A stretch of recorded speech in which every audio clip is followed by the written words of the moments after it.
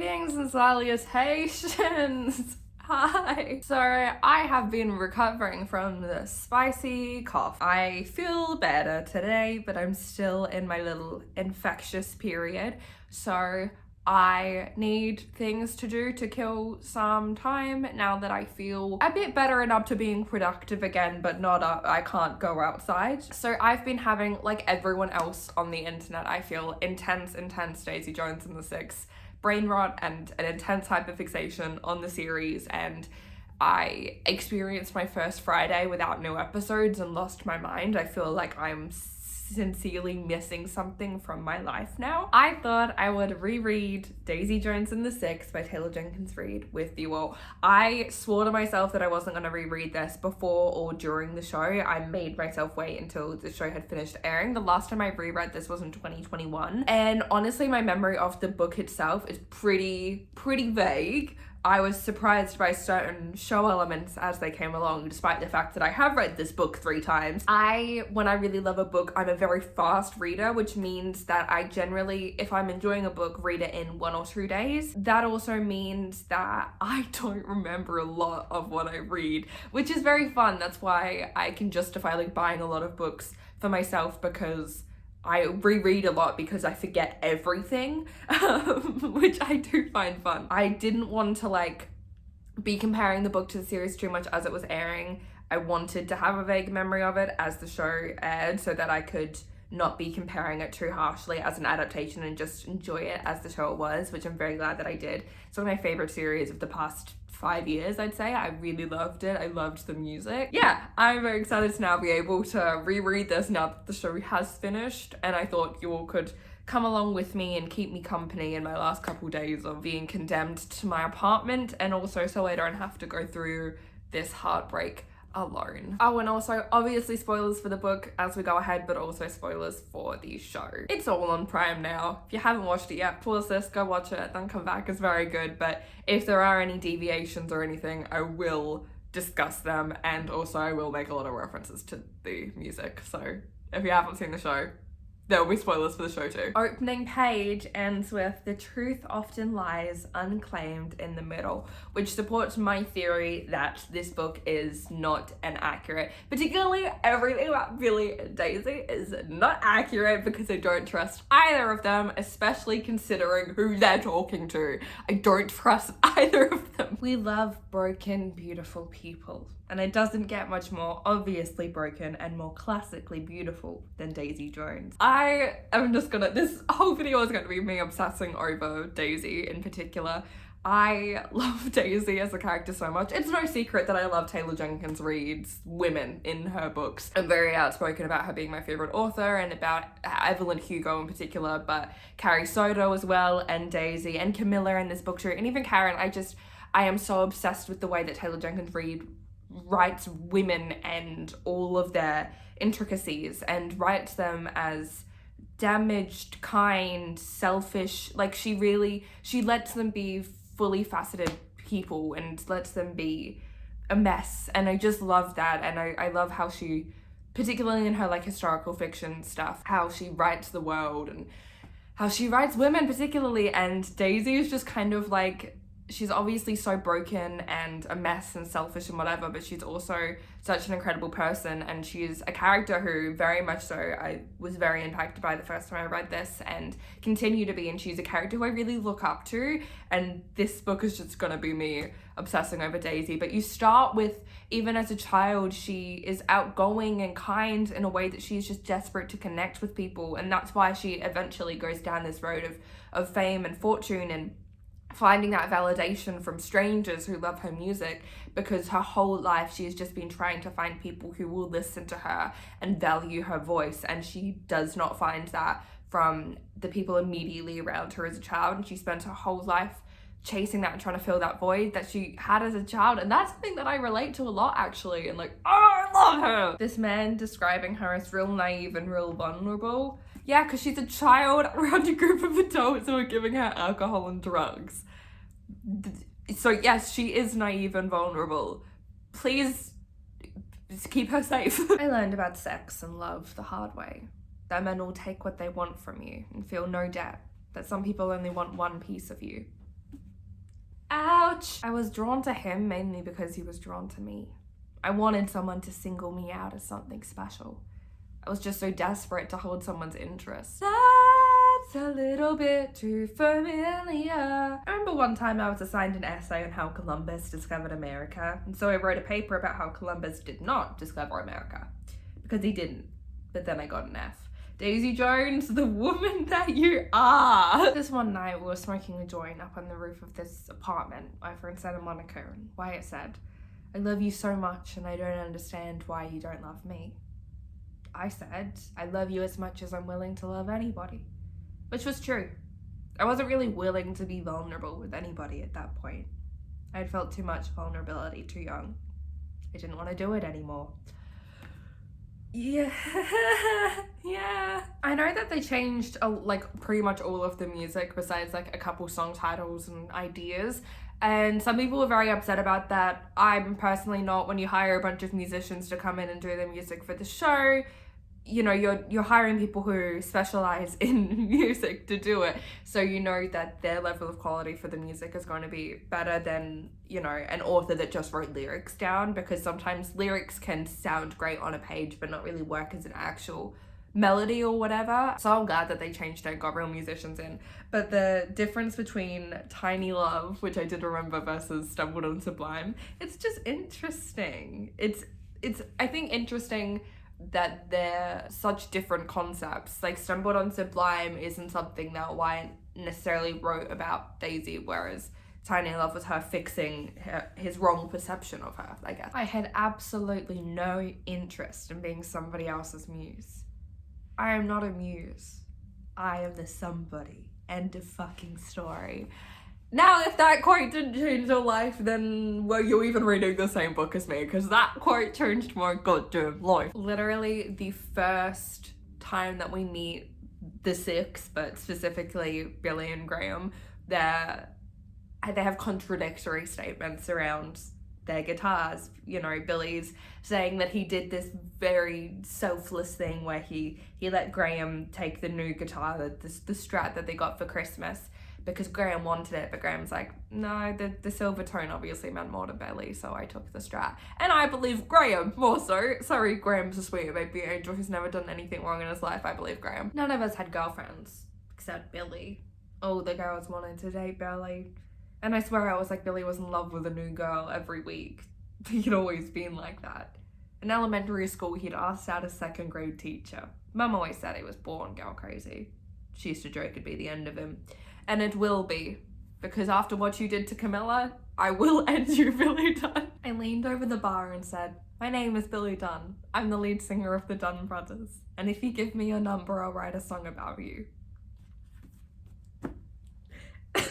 Like, yeah, that's how you pick up a woman, sorry. Like, that's just how you do it, Billy.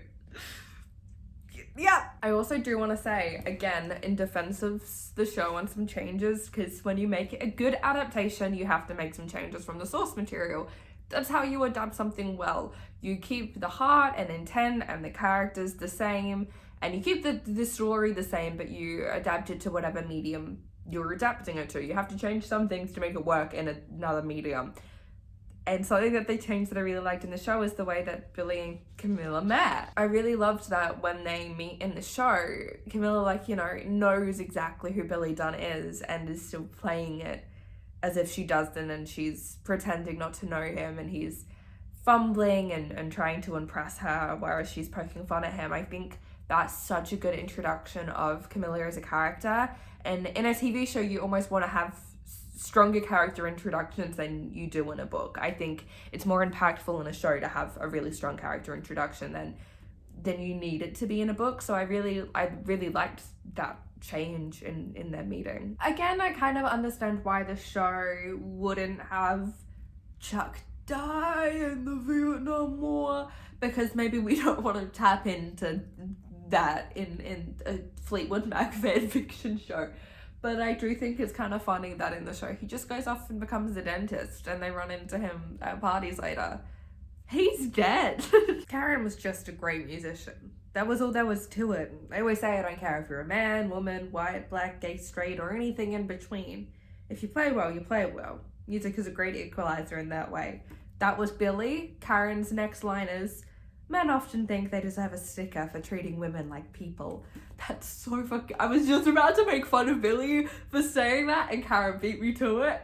Karen, I love you so much. I love you so much, baby girl. They're discussing changing the name of the Six, and Warren wanted to go with him shagging. Yep, I fucking love the difference of, you know, Warren being like, yeah, no.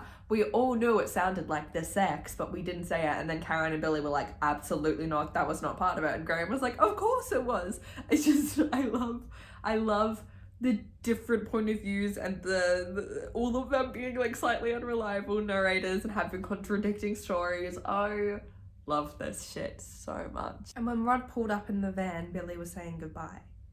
He moved the hair out of Camilla's face and put his lips on her forehead. I remember that he didn't even really kiss her. He just held his lips there. And I thought, I've never cared about anyone like that. I'm so touch-starved and lonely. Maybe this was a mistake. I felt like I couldn't focus on playing if I dressed in miniskirts and boots and all that. I mean, I liked that look, but I wore high-waisted jeans and turtlenecks most of the time.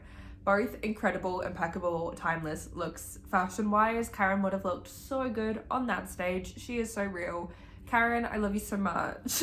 Okay, I know I was defending a lot of changes made in the show, but I wish they kept Billy's original proposal. If I had a record contract, would you marry me? You got a record contract? You didn't answer my question. Did you get a record contract, yes or no? Will you marry me, yes or no? Yes. Billy and Camilla going out to breakfast every day, there's something about that that's like making me inherently emotional, and I truly don't know what it is because it should not be making me emotional. I think I'm just insanely lonely, and the idea of someone being excited to like come home and go out to breakfast with me is making me emotional. When you start to feel real success, when you start to live large and all that, you have to stop and ask yourself if you think you really deserve it. Anyone that isn't a complete asshole will come up with the answer no, because of course you don't. When guys you grew up with are working 3 jobs or they're lost overseas like we lost Chuck, of course you don't deserve it. You have to learn how to reconcile those 2 things. Having it and not deserving it. I know that I obviously will never and do not understand that on the level that of success that they're talking about here, like actual fame and success and going on tour and making music for a living. But sometimes I feel that on a much smaller scale of the fact that like my jobs are 2 jobs that I dreamed of doing as a child. I am a part-time content creator, part-time party princess. Both of those were dream jobs I had as a kid, and both of which are creative jobs that incorporate acting and, you know, all the dreams that I always had in some regard. And I will talk to friends of mine who are my age who are talking about how much they hate what they're studying, or they hate their part-time job that they're only working while they study and blah blah blah. And I feel like I'm 21 and I've looked into these jobs that I love so much and that won't last forever, but still I get to be able to pay my rent working these jobs that I love, and I don't deserve to be able to do that when other people my age hate what they're doing. Like, it's a weird thing. Maybe this is just like imposter syndrome talking, I guess, but I definitely don't feel like I deserve to be in the privileged position of getting to be creative and love what I do when other people don't love what they do and they work harder than me. Just the word dad. This word that we equated with deadbeat, asshole, alcoholic. Now it described Billy too. He was supposed to find a way to make that word fit onto him. At least when I went through it, I had Billy to look to. Back then, Billy didn't have anybody. I think that's such an interesting kind of concept, and obviously a very real thing that a lot of people feel, because even if you have great parents, I think what most people tend to focus on when they start having kids and they start being parents is they think of what they felt they lacked or what they experienced that the parents said that they didn't like, and they just try and focus on not replicating that. And I think even if you have parents to look to, no parents are perfect. Everyone is just trying their best, and I think it's so hard to try and work out what kind of parent you want to be, and I can't even imagine what that would be like if, you know, your dad wasn't around, if your parent was absent, let alone just not the best. Like, to try and figure out what to do and to make that role fit you when you have truly no idea what you're doing, and all you know what to do is what not to do, and that's still got a huge frame of error. If you're just focusing on not doing this one thing, that doesn't mean that you can't fuck up in so many other regards. Parenthood is just so scary. People who are parents are the bravest people alive, because oh my god, that's so fucking scary. Listen, I know Billy is going through a lot of personal shit right now, and I know that he, like every character in this book, is very morally grey, let's say, but I do think he's fucking evil, and the reason why I am a Billy Dunn hater, while I defend like other people's, I guess, infidelity, is because I can excuse him struggling with addiction and everything during that time, but it's the sleeping with so many other women while his wife is pregnant and not communicating his fears to her. Like, his fears are valid, and him going into the drugs and alcohol even are quite valid, I think, when he's in that environment, but you're not communicating anything to her, and you're just, you know, you're putting her in a position where she's 5 months pregnant and she has to walk in seeing you getting blown by some fucking random groupie. Like, no, fuck you, Billy Dunn. Fuck you for that. I believe what I said was, who the fuck do you think you are cheating on me? You think there's a woman alive who is better than what you have? Listen, do I actually think the show does a better scene of Camilla confronting Bailey? Kind of. That line, I think, would have been a little bit too cheesy, I guess, in real dialogue. I think it works very well in the book, and it's a powerful fucking line in the book. But I do think, you know, just her like slapping him in the face and saying like, get your shit together. You're gonna show up for me, and you're gonna show up for this fucking baby once it's born. I think that works better and is almost a more real reaction, but also this is 40 years after that took place, so Camilla could have just like rose-colored glasses in her memory, like being like, what should I have said, and convinced herself that's what she said. So like, it works here, but I also think it's so shitty that Billy didn't go in and meet Julia when she was born, and I think it's shitty that he didn't go in and check on his wife after she was in labor for 18 hours, but I also think him going to rehab instead of going in was the right thing to do. I think if he didn't take that precaution first, I just think the fear of not being a good enough father for this kid would have been the only thing that he felt, and he wouldn't have been able to combat that fear with like love for his kid or love for his wife or anything in the ways that he kind of does for the most part later on. I told her then that I would spend the rest of our life together, trying to be twice as good as she deserved. I don't know that I've ever promised anyone anything as humbly and with as much gratitude in my heart as I promised her that day. Listen, and if he kept that promise in a way that I felt adequately, I probably wouldn't be the leader of the Billy Dunn Hate Club, but I don't think he does that adequately. And the reality is, I am a Daisy Billy shipper. I am a Daisy Billy shipper, and that is my truth, and I'm so sorry. So I know that I'm a massive fucking hypocrite, but like, some of that comes from me also thinking Camilla deserves better. I think you have to have faith in people before they earn it. Otherwise it's not faith, right? See, I feel like Camilla is the kind of woman I want to be, and Daisy is the kind of woman that I am, but like a lot less like cool and charming and popular, but just like her flaws.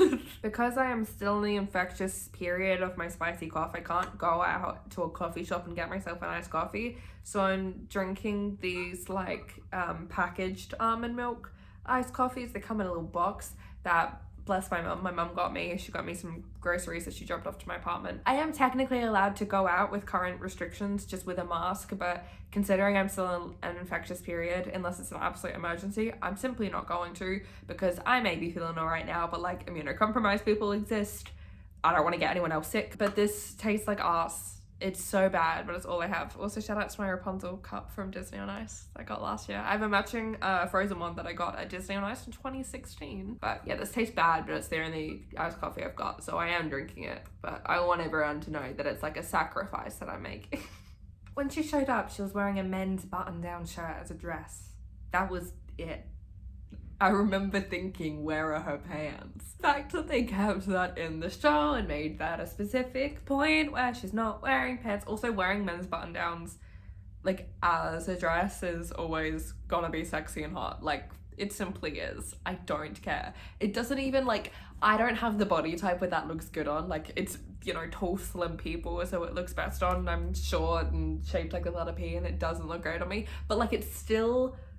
no one would see me wearing that and be like, you look terrible, because like it doesn't look terrible on any feminine presenting person. It just doesn't. She was so pretty that I was worried I was staring at her. But then I thought, hell, she's probably been stared at her whole life. She probably thinks looking means staring. I love that quote. That is the kind of beautiful that like I've always wished that I was and I'm not, and that's fine, most people aren't, but fucking being a woman, you're always taught that your worth is in your appearance, and so the best thing you can be as a woman is beautiful. It's bullshit. It's dumb, and I know that it's dumb, and the older I get, the more I know that it's dumb. But also I love that Karen is the only person in these interviews who is concerned with the fact that like Daisy might feel off-put by the staring. She's the only one socially conscious enough about how a woman would feel, because she's the only woman. Everyone else is just listing how beautiful and sexy and everything she is, talking about how she has no ass, no tits, blah, blah, blah. Like, everyone else is just commenting on it. All the men are just giving their commentary, and Karen was like, oh no, I was actually worried that I was staring because I didn't want to make her uncomfortable. Just a little thing. I said, I'm so sorry about this, and she said, it takes as long as it takes, and you'll get it when you get it. Daisy always did right by me. She always made it seem like she cared about how my day was going. Not a lot of people did that. The heart of Daisy Jones. I did not understand what Belly had against me. I came in and I made the song just a little bit better. What was there to be upset about? And she's absolutely correct, because I think that does make the song better. The best music, I believe, is about pain and hardship and insecurity, and that's why I love artists like Fleetwood Mac and Taylor Swift and Phoebe Bridgers. Like, I think you can tell when people are lying in music and in film and in writing and in anything, because if you're making art, that sometimes you make art to have it be commercially successful, and that's its own thing, but when you make art for the sake of it being art and for it to mean something to you and help you get through something, the honesty is key. And I think it's very easy to lie to yourself about the realities of your situation, and in a situation like Billy's where he's just trying so hard to want to stay sober, get the honeycomb for Camilla, he is in denial about the reality. And yeah, it's gonna be hard for him, but Daisy coming in and being like, no, you've clearly written a song where there is this through line of fear and insecurity and doubt and guilt over what you did. Like, that's such a strong thing. And yeah, I fucking love that turned into Look at Us Now. I think Look at Us Now is an incredible song. I'm obsessed with it. And yeah, you kind of have the same idea of the song in the book is what's in the show. It's not exactly a song about wanting to find that house for Camilla, but it's a song about Billy being very sure of the future that he's promised himself, and Daisy coming in with her verse and her lyrics, kind of talking about how none of it's real. What was I going to do? Not invite her to sing the song with me while she was standing right there? She forced my hand. Billy, shut the fuck up. She did no such thing. You and your conscience fucking told you to invite her up to sing the song because you knew that you should have done it in the first place. Her showing up to watch a band that she has a good relationship with and was on a song with play is not forcing your hand, actually. Your own guilt and conscience forced your hand because you should have done it. Daisy says, I was irritated by that. I shoved the pillbox in her hand and I said, take them if you're so worried about it. I don't even need them. Karen says, she threw the pills at me. I love this shit. Not to be a jerk, but he wasn't sleeping with us and keeping us high as fuck so we didn't know heads from tails. I told Daisy, leave Hank and team up with Rod. He's got you covered. Graham, you're not being a jerk for that. Fuck yeah, you're such a man. Call it out for what it is. I love you, Graham. I grabbed it from him and rolled my eyes. I said, oh, I bet you just love having your hands in my panties. I was just joking around. But he shook his head and he said, if I get my hands on those panties, I want to have earned it the old-fashioned way. I laughed and said, get out of here. And he said, yes, ma'am. Why is that so fucking charming? When I didn't say anything back to him, Hank cornered me up against the wall. I didn't know what he was going to do. I'm not sure he knew what he was going to do. When you're in a situation like that, when you have a man looming over you, it's as if every decision you made to lead to that moment, alone with a man you don't trust, flashes before your eyes. Something tells me men don't do that same thing. When they are standing there threatening a woman, I doubt they count every wrong step they made to become the asshole they are. But they should. That. Now here is something that I was kind of annoyed they changed in the show. Graham. I said hi and Karen just said hi. Karen was sort of quiet on the phone for a second. And then I said, how come you've never made a move on me? I could hear him drinking a beer. I could hear him take a sip. He said, I don't take shots I know I'll miss. It was out of my mouth before I decided to say it. I said, I don't think you'll miss, Don. And then as soon as I said it, there was a dial tone. Graham, I've never run anywhere faster than down that hall to her room.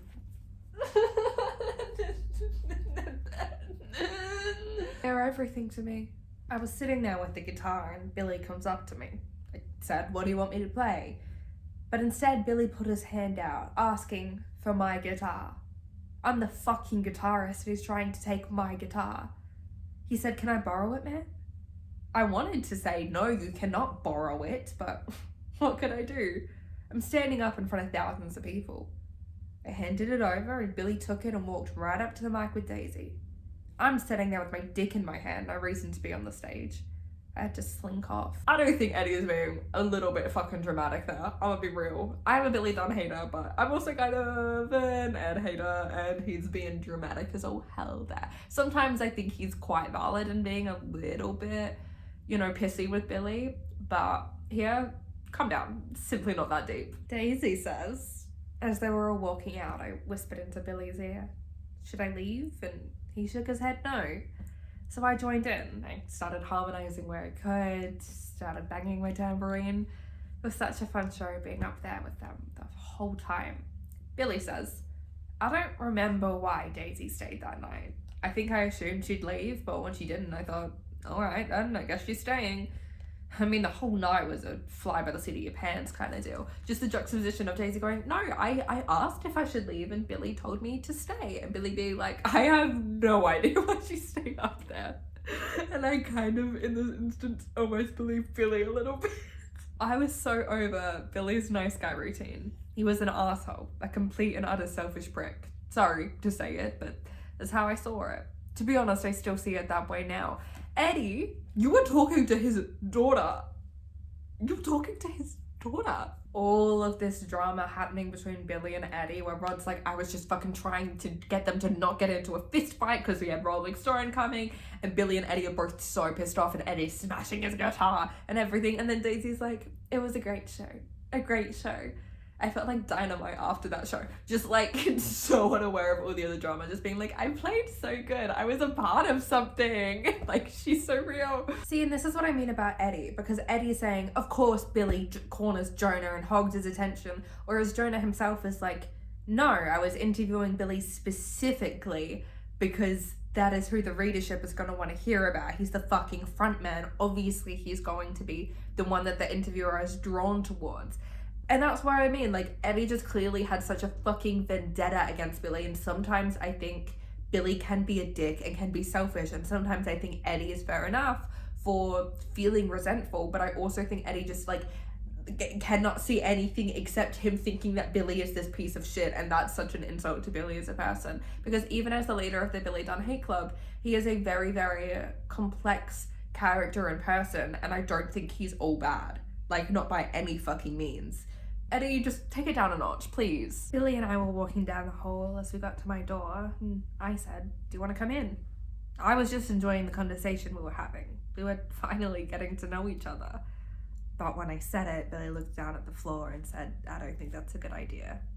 When I shut the door behind me alone in my room, I felt so stupid. It was so obvious that he thought I was hitting on him, and that made me so sad. And Billy says, when she took a key out of her pocket, she also took out a bag of coke. She was going into her room and she was gonna, at the very least, have a bump. I didn't want to be around it. I couldn't go into that room. And you know what? Both are so valid, because I think Billy knows that Daisy's not hitting on him, in this moment at least, but obviously Billy is so hyper aware that he just cannot be around that temptation is going to be way too much for him. But Daisy doesn't even think, she doesn't even register that she pulled that out, and I don't know if she realizes at the time the extent of Billy's sobriety and what that means for him and what happened when he wasn't sober, but oh, this book is just so good. I got out of my seat pretty soon after we took off. This is Billy. I walked over to Graham and Karen. I said, what would it look like, do you think, letting Daisy join the band? Karen says, I thought the article was right. She was an honorary part of the group. Why not make it official? Why not have her in all our songs? Graham, I told Billy to let her join. Billy, there were no help. Billy! Ugh. You are so prideful. You cannot see how good she makes you. Like, you specifically benefit from her, Billy. Like, not emotionally, but you specifically as an artist benefit from her, as well as the whole band benefiting from her. Get your head out of your ass. No one asking Eddie if even his opinion on whether or not Daisy should join the band. That's kind of shitty. That would make you feel not very important. He's got me there. Daisy's entire relationship with her parents makes me so sad. Like, they don't get any brownie points for not pressing charges. She's still wound up in jail because of all the drugs she had on her, but like, her parents don't get any points for that. They didn't reach out. They didn't congratulate her on Honeycomb. They didn't engage with her at all. She had to break into her own home to get into her childhood bedroom, when in the book her parents still live there. Like, they suck so much. If you're gonna have children, love your fucking children. If you don't have the capacity to love your children and dedicate your life to your children, because that's what you have to fucking do for a period of time, then don't have kids. I handed Maria over to Camilla's mum for a moment, and I went into the bathroom and I shut the door and I broke down. I needed some time to deal with my own shame, but I did deal with it. I didn't try to bury it in something else. I went into that bathroom and I looked at myself in the mirror and I faced it. Billy Dunn. Growth, Billy Dunn. I am proud of you, Billy Dunn. Daisy was so right and so valid. For like the second she joins the band, she goes, hey, I want this music and this second album to be mine as much as it is anyone else's here. And Billy just going, of course she's starting shit, because she goes, I want this to be mine as much as it's Karen's or Graham's or Ed's or Pete's or Billy's. And Billy immediately thinks her saying that is her starting shit, but like, no, she just believed that everyone was contributing like equally, because that's what, you know, they should all be doing, are all very talented musicians who can all write their own stuff. And that's why they all immediately start chiming in, and Billy's like, okay, you can all fucking write your own riffs or whatever, because they're all good enough to already be doing that. But I also think it was very smart of Daisy to say, like, I don't want to get involved unless I am writing the music with you, because that's what I want to do. I want to be a songwriter. And so fuck Billy for being upset about it. Like, yeah, she laid down the law as soon as she entered, because she knew what she wanted, and if they weren't okay with that, then she was going to get the fuck out. Good on you, Daisy. So in Australia, our casting for the Australian tour of Wicked's Glinda and Elphaba has just been announced, and my love, Courtney Monsma is going to be Glinda, and I'm so excited, and I'm now desperately texting all my friends to try and find someone to plan a trip to Sydney with me to go see it. I'm also still trying to find someone to plan a trip to Sydney to see Beauty and the Beast with. Just friendly reminder that you should not let people who hurt you have the power to make you stop loving or be excited about something that you're passionate about. That's all. That is just my current mood. I run hot. Always have. I am not going to sit around sweating my ass off just so men can feel more comfortable. It's not my responsibility to not turn them on. It's their responsibility to not be an asshole. That, 1,000 times that. Oh my god, it is not women's responsibility to not turn men on. Oh my god, that. I want that tattooed on my face. I used to care when men called me difficult. I really did. Then I stopped. This way is better. I wish I could relate to that so much. No crowd cheering, no magazine cover ever made me feel even remotely as important as Camilla. And I think the same goes for her. I really do. She liked having a man who wrote songs about her and carried her to bed. It's just my dream. It's fine. I'm fine. Also, I do want to say that I think the show did such a good job of showing, like, Billy and Daisy writing together for the first time and how they just went back and forth over, like, specific things to get it perfect that first time. That obviously turns into Let Me Down Easy, which is one of my favorite songs on Aurora. So good. And it's just in my head as I read that whole chapter, I was just like, I can see us waving in the distance like a mirage on sand. Daisy finding a song that Billy wrote called Midnights. Miss Swift, you are never beating the Taylor Jenkins Reid read it allegations. At the end of the day, when Billy was going home, he said, thank you for what you did with the song. And I said something like, yeah, of course. But then Billy stopped in place. He put his hand on my arm. He made a real point of it. He said, I'm serious. You made the song better. That meant a lot. That meant a lot.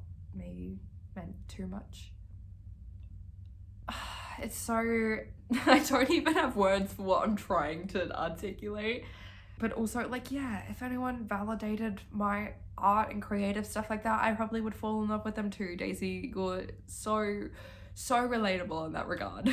She feels seen in, like, a true way by someone she admires and someone she views as an equal, and that's everything to her, and she just falls both for him and for that validation from him. I get that completely. My worst enemy, Mick Reaver, has showed up. I hate that man. Fuck you, Mick Reaver, the real villain of Taylor Jenkins Reid's novels. Very interesting that in the book they're discussing the, what did we call it, Impossible Woman song. That's very clearly what More Fun to Miss is in the show. And it's really interesting that here, like, no one out loud is acknowledging that it's about Daisy, but, like, Daisy is so much more cool with recording it and so much less insulted than she is in the show, where she's just like, this is fucking bullshit, and, you know, the kiss is born out of her refusing to fucking sing it. But here she's just like, okay. Daisy saying, he finally told me the song is about me, and Billy immediately going, I never told Daisy the song is about her, because it's not.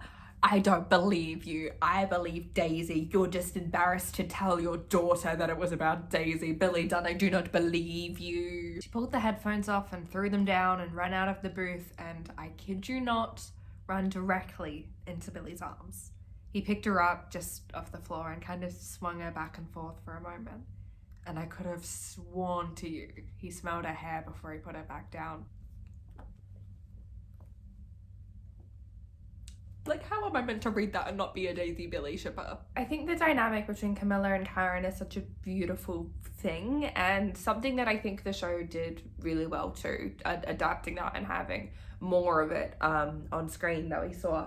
But I think, like, the camaraderie between them kind of, I'm sure they would have always been friends, but especially stemming from the fact that for a long time Daisy wasn't around. They were the two women in the band, but also in this, like, male dominated industry. You know, everyone else that the band is working with are all men, and so for them to kind of gravitate towards each other and become, like, genuinely good friends who now are confiding in each other very heavily, even though they both want different things. You know, Karen understanding wholeheartedly where Camilla is coming from when Camilla talks about both her struggles with being a mother and also how much she loves it, and how much motherhood is something that she's good at, and how she loves her life even though it's stressful because she has two twin babies and they're not sleeping, and she has a toddler and her husband's never home, and that's difficult, but she still loves it. And Karen understanding that and seeking advice for a completely different situation that she's in with Graham, and knowing that Camilla won't kind of put her own agenda or opinions onto that scenario. She's going to listen to what Karen has to say and give advice based on the fact that she knows Karen and Graham as people, and also she's not going to you know, come at them from the perspective of family woman. She's gonna come at it from, I love both of you and this is what I think is best for you. I don't know, I really like that dynamic between them. Daisy taking Julia into the kitchen to get a cookie, and then them for some reason discovering that they both love pineapples, and Daisy being like, we should split a pineapple sometime, and then Julia going home asking if Daisy Jones could be a best friend. I love the dynamic between the two of them. I think Julia's unabashed love for Daisy and the way that she views Daisy genuinely has a real impact on how Daisy views herself and who she can be, the kind of person she can be. And Billy's saying, I mean, it's hard to say what a song is about sometimes. Sometimes even you don't know why you wrote that line or how it came into your head or even what it means. Versus Daisy going, the songs that we were writing together, it started feeling like a lot of what Billy was writing about was how he was actually feeling. It seemed clear to me that there were things unsaid that were being said in our work together. And then Billy coming back with, their songs. You pull them out of whatever you can. You change the meanings to fit the moment sometimes. Some songs came from my heart more than others, I suppose. He's completely deflecting how truthful the music is, but Daisy is 100% right that there is something going unsaid between the two of them. You know, they're talking about how they're writing almost purely about love and lust and fighting temptations and desires for things that you can't have or that might be bad for you. They're writing about each other. They are writing about their lives, but also about their dynamic and their experiences with each other. That is what they're writing about, but only Daisy can be fucking honest about it. It's just interesting to me. Billy saying, Daisy and I met up at Teddy's place one morning and I played it for her again and she threw some stuff out. She was talking about some guy she was seeing. I don't remember who, and she had a few lines that really spoke to me. I really liked, write a list of things you'll regret. I'll be on top smoking a cigarette. I loved that line. I said to her, what's this guy putting you through to write a song like this? Daisy says. Even then, I wasn't sure if Billy and I were having the same conversation. You clearly are. Billy is just deflecting in an insane amount, because I don't think, even if Daisy believes she's being very coy with her feelings and her experiences, she's clearly suffocating under the weight of what is happening between the two of them, and she's not really masking that. And I don't think she's lying to Billy about how she's feeling or what she's going through, but Billy is just like on another planet of like his level of denial and deflection, because he's clearly engaging in it and writing about it and taking part in it too, but he just refuses to admit it. And I feel so deeply for Daisy about that. Knowing you're good can only take you so far. At some point you need someone else to see it too. Appreciation from people you admire changes how you see yourself. And Billy saw me the way I wanted to be seen. There is nothing more powerful than that. I really believe that. I think that explains so much about Daisy, and like that stems so deeply from her childhood and from the neglect that she experienced, because yeah, all she wants is someone to see her talent and understand her from that point, and to get that validation that she's good at something and she's talented from someone that she admires. And I relate a lot to that. I think I get addicted to validation, and I think that I have quite literally like fallen for the wrong people and stuff just because of almost the fact that they saw potential in me, and I fell in love with that, to be honest. I heard this secondhand from Teddy, so I can't vouch for how true it is, but there was a night when Billy and Daisy pulled an all-nighter doing overdubs on This Could Get Ugly. Teddy said during one of the takes late at night, Billy didn't take his eyes off Daisy for the whole take. And they finished and Billy caught Teddy watching. And Billy immediately stopped and tried to pretend he hadn't been looking at all. Again, like Billy clearly is engaging in this and has feelings for Daisy. Like none of it is in Daisy's head. None of it is her misreading. It's real. It's happening. There's a love affair happening there. But Billy's just so fucking in denial about it. And then Daisy. Just how honest we have to get here. I know I told you I'd tell you everything, but how much everything do you really want to know? And I simply don't believe that she really did tell Julia everything, because it's Julia and it's her dad who was married to her mum, and she was small at this time. And so like I kind of do believe, and maybe I'm wrong about this, but I almost do believe that like more happened between Daisy and Billy than either of them ever admitted to in these interviews. Billy saying, I looked at her and she said, I like riding with you. And I said, I like riding with you too. And then I said something I shouldn't have said. Daisy, he said, I like a lot about you. Billy says. Daisy smiled when I said it. She lit up, this wild smile and this girlish laugh, and I could see her eyes started to water just the tiniest bit. Oh, maybe I was imagining it. I don't know. It feels good to make Daisy smile. I don't know what I'm saying. You're clearly still in love with her 40 fucking years later. That's what you're saying. Because it's not in the past tense. It's not. It felt good to make Daisy smile. It feels good to make Daisy smile. It's been 40 years and you're still in love with her. Billy, get up. It's so, them like saying, you know, our lips didn't even, you know, touch. I was just aware that our lips almost touched. And then Billy said, I can't. Like, I fully believe that Billy did say that he couldn't with kind eyes and rejected her kindly. And I believe that all of Billy's like internal panic and fear about what was happening, I believe all of that. But I also think maybe it was more than just barely grazing lips, and I think that more probably happened after this point as well. And it breaks my heart that Billy just goes home to Camilla and Daisy drives to the beach because she has no one to go to. Simone's not here. She has no one to go to right now. Whereas Billy goes home to a loving wife and family while he's dealing with all of this. Daisy deserves better is my point as always. We are talking about probably the first man in my life who really saw me, whoever really understood me, who had so much in common with me, and he still didn't love me. When you find that rare person who really knows who you are and they still don't love you. I was burning. Ouch. Billy saying, and then you know what I realized? It wasn't very important how I felt about Daisy. History is what you did, not what you almost did, not what you thought about doing. And I was proud of what I did. Okay, cool, you went home to your wife, but clearly you're admitting that you have feelings for Daisy, and I don't think that's fine.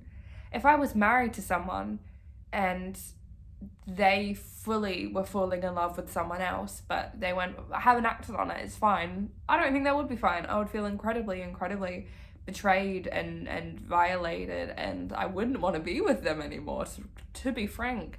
If someone I'm with has the capacity to fall in love with someone else, that would be it for me. I think what Billy and Camilla say about like love and trust and faith here is beautiful, but I don't know, I'm not built for that kind of thing. I'm simply not. I think it's very beautiful that they have that trust in each other, that they can let themselves hurt for each other so that the other person gets what they need. But I am a romantic.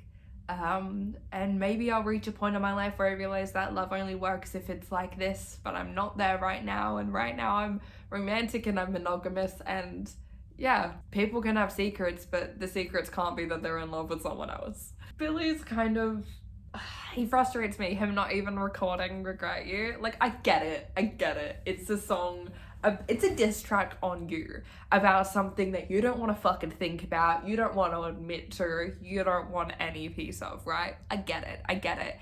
The whole band agrees that it's a good song, and no matter what, it was written because of your own fucking actions. Sorry, you were writing an album with this woman, and the moment happened, she's written a song about how she's fucking angry that you cannot even admit to how you feel to her. She's angry. She has every right to be angry. Get your shit together and record the fucking song. Sorry, the whole band thinks it's a good song. Even Graham raised his hand about saying that it was a good song. So, get your shit together, record the fucking song. I'm not apologizing for shit having to do with that album cover. I dress how I want to dress. I wear what I feel comfortable in. How other people feel about it is not my problem. I love her, and I agree, and that's the mentality I'm trying to fucking reach. Yay, Nikki's here. I've gotten to the part with Nikki. I'm so happy about it. I do feel really bad for Simone just trying to fucking track down her friend who she knows is like struggling, and they just going ping ping ping ping ping ping ping ping ping all over Europe with her fucking Italian prince. Daisy saying, I regret that marriage, but I do not regret that dress is kind of everything to me. When I told Nikki that it was time for me to go back to LA, he wasn't very supportive. The band had to do press and re-release stuff. Like, we had to get ready to head out on tour. And he knew that. I had told him all of that when we met. But he said, don't go. Stay here. The band doesn't mean anything. And that hurt. Because the band meant everything. This thing that felt like all of my worth, he treated it like it was nothing. I'm embarrassed to say he almost had me. This is a Nicky hate club. I hate that man with every fiber of my being. It is so fucking clear he does not actually love Daisy as a person, because like he loves that he can manipulate her and that she's beautiful and she'll do drugs with him. Like, that's it. He does not actually value and care for her as her own human being, and it's so evident. I liked being married. I liked the idea of us being a team, of being tied to this one person. I had somebody who asked how my day was every day.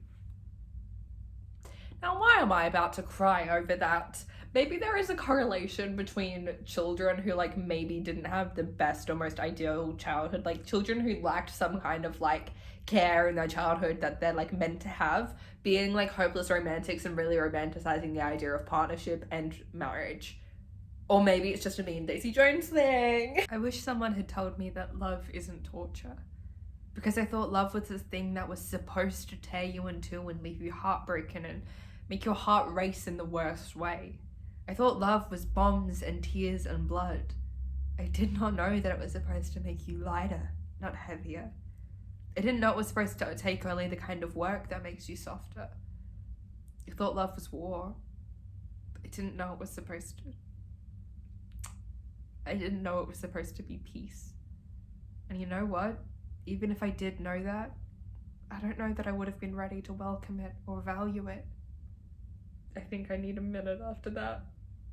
See, this is the things that Eddie says that piss me off. Like, after watching Billy and, like, Nicky nearly fight, Eddie's like, somebody put Billy in his place. Like, no, that's not what fucking happened. They almost got into a fight because Nicky is unhinged and is insanely threatened by Billy existing near Daisy when they are co-workers. Like, Billy was trying to be nice. I get why Daisy was a little pissed off at him, being like, just take my jacket, like, trying to be all chivalrous when, you know, they're arguing and he had been ignoring her existence. They've been ignoring each other's existence for the, you know, however many days of work. And like, I understand why Daisy would be like, fuck off, I don't want your jacket. But Billy necessarily didn't do anything wrong. And for Nicky to then be like, squaring up for a fight, insane. Eddie, he didn't put Billy in his place. Eddie, calm down with your hating Billy done shit. See, Eddie just, pisses me off. And this is again as like a Billy Dunn hater majority of the time too. But like him being like, we were supposed to be putting the band first and Billy blows us off because when we're supposed to be hanging out with Rolling Stone. Like, he asked if they could reschedule because Billy is a fucking father and he promised his wife that he would help with the kids that night. Billy didn't do anything wrong. If it was gonna cause a problem and Jonah was like, actually this is the only night I can do, and like if we want to get the interviews we have to do it tonight, I'm so sorry, and Billy then still blew him off, that would be something that I'd have a problem with. And I think that would be pretty shit. But like, no, Billy asked and Jonah was like, yeah, we can do another night, easy. So he went home and was being a dad. He has a family, Eddie, calm yourself. Listen, Jonah, I actually have mad respect for being like, you know what, everyone was doing drugs back then and we all alluded to it in magazines and whatever, but I didn't like interviewing people or airing out their dirty laundry when the drug use wasn't a recreational thing, when it was clearly something they were actually struggling with and it was a personal thing. I had no interest in writing that down because I didn't want to be pressured into selling that in a magazine. I think that's really, really respectful. And I also do think he did everything he should have in terms of this moment with Daisy where she's very clearly not in the right headspace and very clearly not sober, but he does go, we don't have to do this right now, we don't have to talk right now if you're not in the right state of mind, we don't have to do this. And Daisy just goes, no, I want to fucking do this right now. So I don't think Jonah necessarily did anything wrong for using whatever Daisy gives him past that point, because I do think he was trying to do the right thing and give her an out, and Daisy was pretty insistent. Now, in saying all of that, Daisy should not have said what she said. Billy's past with addiction is something that he keeps close to his chest, and he's worked so hard for sobriety at this point. And listen, I think there's a lot of shit that Daisy could have told Jonah that would have been completely fair enough. potentially about their relationship and the affair and the way that she felt that Billy was hiding from it, whatever, like her experiences with Billy, I think if she said like maybe a little bit shitty and a little bit awkward to say that about someone you're working with, but at the end of the day, those would be her own experiences. Talking about like his problems in his marriage and like not being there for the birth of his daughter and stuff, that's all shit from before he even met Daisy, and that is not Daisy's fucking place to share that kind of bullshit with anyone at any point, but especially not a fucking journalist. Like, Daisy fucked up there. And I can't, like, I understand why she did it, but like, nah, she fucked up. Like, there's no defense for it. Daisy legitimately regrets what she did. Cool. That's how I'm not gonna necessarily like say like she's a bad person because she did this. Like, no, she's a good person who did this major fuck up, because she does feel really, really bad about it, and she feels bad about doing it to Billy, but more so she feels bad about getting other people involved in it. And like, that shows her true character to me. And I don't think Billy is like an evil monster, but him turning around and then saying such humiliating things about Daisy. Like, I understand that that's the route that he's going for, is the like, I can't fucking stand Daisy Jones things. But I even think I can't fucking stand Daisy Jones is very different to talent like Daisy's is wasted on people like Daisy's. There's a difference between her and I do not get along and him just like outright insulting her and belittling her and invalidating her talent and the hard work that he knows she puts in and shit. Oh, it's so messy. It's so messy. A biographer about Daisy is saying this about the cover of the album. If you were a teenager in the late 70s, that cover was everything. The way Daisy Jones carried herself, the way she was in full control of her own sexuality, the way she showed her chest through a shirt, but it felt like it was on her own terms. It was a seminal moment in the lives of so many teenage girls. Boys too, I understand, but I'm much more interested in what it meant for girls. When you're talking about images in which a woman is naked, subtext is everything. And the subtext of that photo, the way her chest is neither aimed at Billy nor the viewer, the way her stance is confident but not suggestive. The subtext isn't that Daisy's trying to please you or the man she's with. The subtext isn't my body is for you, which is what so many nude photos are, what so many images of naked women are used for. The subtext for her body in that image, it's self-possession. The subtext is I do what I want. That. Oh, there's such a difference between being sexualized, like, versus a woman owning her sexuality, and it's so clear to women, but I feel like it's not always clear to people who haven't grown up in like AFAB bodies. But that, I understand why all the band would be like nervous about the Rolling Stone article being like, this is just fucking about Daisy and Billy and how they hated each other. It was meant to be about how Daisy makes us a better band, and it's just turned into this, and this is like gonna damage us. But like, Rod is absolutely right in the fact that that article would have done wonders for the sales, because what an interesting fucking story. And when you have the concept of these two people fucking hate each other, but they've written almost every song on this album together, fuck yeah, I want to listen to that album. Fuck yeah, I want to see the two artists who hate each other on stage. It's why I still watch so many videos of Fleetwood Mac performing together all the fucking time, because there is nothing more powerful than watching Stevie Nicks stare daggers at Lindsay. I would have fucking gone and seen them, especially after that article. That did wonders for their marketing. When people asked for my autograph, I used to write, "Stay solid, Daisy J." But when it was a young girl, which wasn't often, but it did happen from time to time, I used to write, "Dream big, little bird, love Daisy." I'm literally gonna cry over that. That's so, Daisy's like love and protection of young women. Like, I don't know if I'm self-projecting onto her, but like her genuinely like wanting to protect and encourage young women to dream. If you went to a Daisy Jones and the Six show thinking they hated each other, you could find some damning evidence for that. And if you went thinking something was up with them, that the hatred maybe masked something else, you could find evidence for that too. That's such a good quote. That's such a good fucking quote. And oh my god, I think the reason I'm so addicted to the television show is, one, the cast are incredible, and I think they all play their characters so beautifully, and I think it adapts the heart of this story so well, but also it adapts that so well. Riley and Sam, every scene they're performing in, like on a stage, like that quote is applicable, and that's addictive to watch. Honestly, everything about Daisy and Nikki's relationship just makes me so sad for her and so angry at him, because it had never occurred to me. My friend Taylor read this book for the first time recently, And I was talking to her about it. I got it for her as a gift because I give great gifts. I was talking to her about it when she was probably up to about this point in the book, and she said that like, oh yeah, like Nicky's not a prince, he's fully a con artist, right? And I was like, oh, I don't know, that didn't occur to me. Like, Warren makes a comment about him being a con artist, but I never put much weight to it. Rereading it now, I think she's kind of right, because I thought he was just kind of like cheap and a bad influence, but now when you add in the con artist thing and it's like the fake fucking, then Italy doesn't even have a monarchy anymore, but he's a prince and whatever, like, I think he is just being a con artist and using Daisy to get drugs and pressuring Daisy into using the drugs, and probably coping with his own massive insecurities over his own beliefs about what's happening between Daisy and Billy that aren't correct, but he won't listen to his partner about what the truth is. He's just gonna believe his own shit.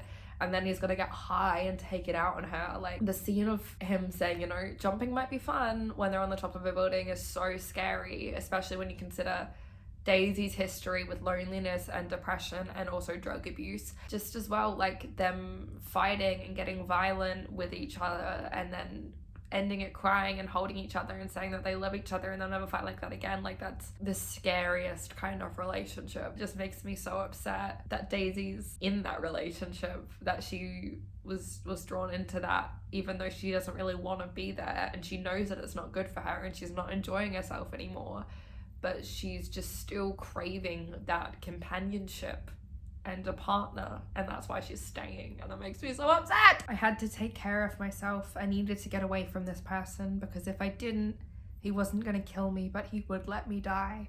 That is such an insanely fucking powerful quote. I think that's something that I need to remember moving forward with friendships and relationships a little bit. Also, fuck Nicky for not calling an ambulance when he thought Daisy fucking overdosed. This is Karen. She's just discovered she's pregnant. He said that I didn't know what I was saying, and that if I didn't go forward with the pregnancy, I'd regret it for the rest of my life. He just didn't understand. I wasn't scared of regretting not having a child, but I was scared of regretting having a child. I was scared of bringing an unwanted life into this world. I was scared of living my life feeling like I'd anchored myself to the wrong dock. I was scared of being pushed to do something I knew I didn't want. But Graham didn't want to hear it. That's such a good fucking explanation of not, like, as someone who doesn't want kids, that's such a good explanation about not wanting kids. I'm gonna steal that when people start giving me shit. But also, I kind of know that Graham's in like panic mode, and Graham's very family oriented, and maybe him and Karen haven't discussed this before. Maybe they haven't. But shitty of him to be like, no, you'll change your mind. You'll regret this if you get rid of it. Because, like, no. I understand Billy's decision to want to be the one playing keys, and I understand why Billy and Daisy together is a great marketing move when they're on like this show that is so fucking good for promotional shit. But like, if I was Karen, I would be upset if Billy came in and played the key. Billy started playing and I caught his eye for just a moment before I started singing, and it just seemed so obvious, so painfully, embarrassingly obvious. Without Nicky there to distract me, without keeping myself so drugged up I wasn't even mentally present, it just seemed so obvious that I loved him, that I was in love with him. And getting high and going to Thailand and marrying a prince wasn't going to make me stop. And him being married to somebody else, that wasn't going to stop it either. I think I finally resigned myself to it in that moment, just how sad it all was. And it is so sad, Daisy, let me give you a hug, my baby girl. And the saddest part is he loves her too, but he just can't, he not only can't be with her, he can't even admit that. And I think that's what's so sad about it all, is that she never necessarily gets the validation that I think would help her even just move on, that this isn't in your head, he loves you too. How could I be around Daisy Jones and not be mesmerized by her, not fall in love with her? I couldn't. I just couldn't. But Camilla meant more. That's just the deepest truth. It's just upsetting. Pain. Camilla saying that, like, yeah, Billy Dunn broke her heart a number of times and she's broken his, but like, no, like watching them on SNL that night was definitely like one of those times, but she just keeps choosing to trust and like have hope in him, and like that is the right thing for her to do.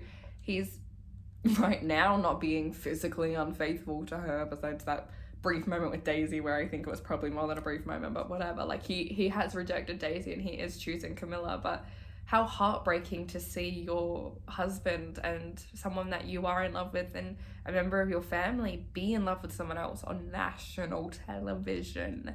I completely fucking forgot that Teddy died right here. I remembered him having a heart attack, and obviously in the show he has that first heart attack that he survives and then he dies afterwards. I thought that was what happened in the book. I am incorrect. Teddy is dead. Oh my god. Oh, Billy blaming himself for Daisy not getting sober after Teddy died. Him thinking that he failed her when she, came to him asking for help to get sober and then Teddy dying. No, it's really heartbreaking because obviously it wasn't Billy failing her. He didn't abandon her. Billy was grieving, and I can't imagine what it's like to try to get sober at any point in time, but during grief and grief that recent, obviously Daisy's not going to get sober right now, but Billy blaming himself. No, Billy, no. I spent the hours of the day we weren't on stage trying to repair my wounds, and it was like I was pulling them back open every night. Daisy, my poor baby girl. That's what it's like to even be around someone when you love them and they don't love you, I think. But to be in a position where you were literally singing to them, begging them to love you every night, I cannot imagine the pain that Daisy is feeling. Daisy talking about, she's singing to the man she loves, and then she looks over and she sees his family and she loves him and maybe he loves her, but he's not hers. And so she sings Aurora the way he originally wrote it. I'm really conflicted about this with the show because I both wish that maybe Daisy did sing it with the original lyrics at that moment, but I also think the show does a much better job at having a really emotional moment between Daisy and Billy there, and in a very real way showing Daisy letting Billy go. And I like that in the show it happens after Billy has said to her, he's letting himself fall apart because he can let himself fall apart in front of Daisy, and Daisy is realizing what being with her at that time would mean for Billy and what he would be letting go of if he was with her. And so she just gives him up and she sends him off to his wife. And I think that's such a big moment for Daisy. And I think that's kind of done better in the show, but I also love her singing the original lyrics. I don't know, I'm conflicted. It's getting dark. I'm going to keep reading though. Karen saying, "You don't understand. You expect me to be someone I'm not." And Graham saying, "You never loved me the way I loved you." And both of those things were true. And that doesn't mean that she didn't love him, just not in the same way, because they wanted different things and they needed something different from each other. Karen just needed someone to be there and someone to spend time with and someone to hold and be held by, and that didn't mean a future. That didn't mean they were a family. It just meant that she had someone right then, whereas Graham was always looking for a future and for a promise of a future, and little reveal that Julia is Julia, and her being I remember this. I think it shows what Daisy meant to her when she was a little girl. I think Julia still loves Daisy very much, and I think she loved her a lot from when she was very small. Camilla being the one to tell her, "Daisy, he loves you. You know that he loves you. I know that he loves you, but he's not going to leave me." I think it's beautiful to have this moment happen between the two women and to have them not be mad at each other about it, to be very understanding about it. It should have come from Billy, for Daisy's sake, and for Billy to be kind to Daisy just in this moment. It should have come from Billy. Camilla telling her, "Daisy, I don't know you very well, but I know you have a great heart and you're a good person. I know my daughter wants to grow up and be you one day, so I don't want you to get hurt. I want good things for you. I want you to be happy, and I really mean that. You probably think I don't, but I do. So I can't just sit here and watch you and Billy torture each other. I don't want that for the man I love. I don't want that for the father of my children, and I don't want it for you." That's so beautiful. Camilla is everything. She is the most beautiful soul ever. And her emotional maturity of her being "Hey, I don't love that my husband is in love with you, and I don't love that my husband is in love with another person, period, but I also don't need a perfect relationship. I don't need a perfect husband. I just want my life, my husband, my marriage, my family, and I'm gonna fight for that with everything that I've got." She is just such an incredible character and an incredible woman. Don't count yourself out this early, Daisy. You're all sorts of things you don't even know yet. That really stuck with me. that who I wasn't already determined, that there was still hope for me, that a woman like Camilla Dunn thought I was worth saving. I'm gonna cry. I may not have known your mother very well, but I promised you I loved her very much, and I was so very sorry to hear she passed away. The email from Camilla to all, I forgot it was to all of them. I thought it was just to Julia. Hi girls, I need your help. After I'm gone, give your dad some time, and then please tell him to call Daisy Jones. Her number is in my date book in the second drawer of my nightstand. Tell your father I said at the very least the two of them owe me a song. And that's the end of the book besides the lyric. Thanks for watching. I love that book.